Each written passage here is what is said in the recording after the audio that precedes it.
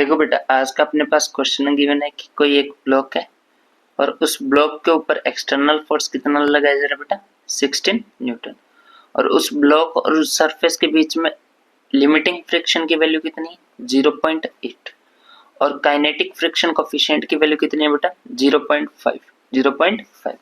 Then आपको बोला जा रहा है find acceleration and friction of the block.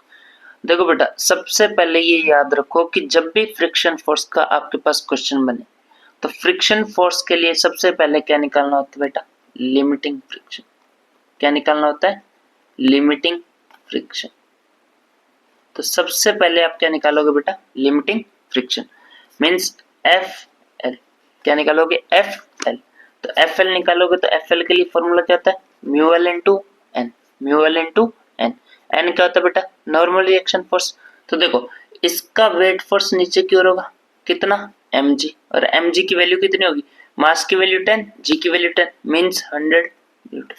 कितना होगा वेट फोर्स इसका, 100 न्यूटन। उसी के अपोजिट नॉर्मल रिएक्शन ऊपर लगेगा और इसका ऊपर और नीचे कोई आपके पास मूवमेंट नहीं हो रहा, मींस n की वैल्यू, नॉर्मल रिएक्शन फोर्स की वैल्यू, नॉर्मल रिएक्शन फोर्स की वैल्यू आपके पास कितनी है बेटा, 100 न्यूटन। कितनी दे रखी है, 100 न्यूटन। तो देखो एफ एल की वैल्यू क्या आएगी, म्यू एल की वैल्यू 0.8 इंटू एन की वैल्यू 100। तो आपके पास वैल्यू कितनी आ गई, 80 न्यूटन। एफ एल की वैल्यू कितनी आ गई, 80 न्यूटन। अब देखो, अगर एक्सटर्नल फोर्स की वैल्यू एफ एल से क्या हो, ज्यादा, तो उस कंडीशन में आपके पास वो किस में होता है, मोशन। और एफ एल से अगर एक्सटर्नल फोर्स की वैल्यू क्या हो, कम। दो कंडीशन याद रखो, एफ एल की वैल्यू अगर एक्सटर्नल फोर्स से ज्यादा होती है तो उस कंडीशन में ऑब्जेक्ट किस में पाया जाता है, object is in rest. Object is in rest.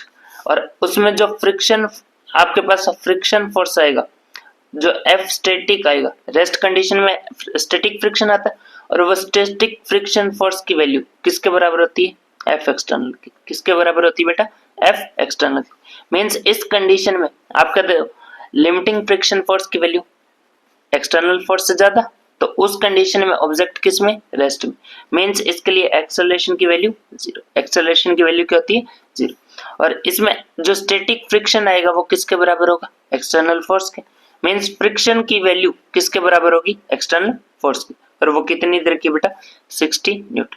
तो स्टैटिक फ्रिक्शन की वैल्यू कितनी आ गई, 60 न्यूटन। और एक्सेलरेशन कितना आ गया बेटा इसका, 0। एक्सेलरेशन कितना आ गया, 0। ये तो गया आपका इस क्वेश्चन का सोल्यूशन। अब देखो, अगर समझ लो, अगर एफ एल की वैल्यू एक्सटर्नल फोर्स से क्या हो, कम। एक्सटर्नल फोर्स से क्या हो, कम। ये कौन सा फोर्स है बेटा, एक्सटर्नल। अगर एक्सटर्नल फोर्स से क्या होती है, कम, तो ऑब्जेक्ट किस में होता है, object is in motion. Object is in motion. Object किस में पाया जाता है बेटा, मोशन में।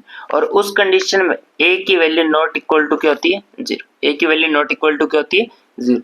मींस इसके पास जो आपके पास फ्रिक्शन फोर्स आएगा, इसमें जो फ्रिक्शन फोर्स आता है वो फ्रिक्शन फोर्स किसके बराबर होता है, काइनेटिक फ्रिक्शन फोर्स के। किसके बराबर होता है बेटा, काइनेटिक फ्रिक्शन फोर्स।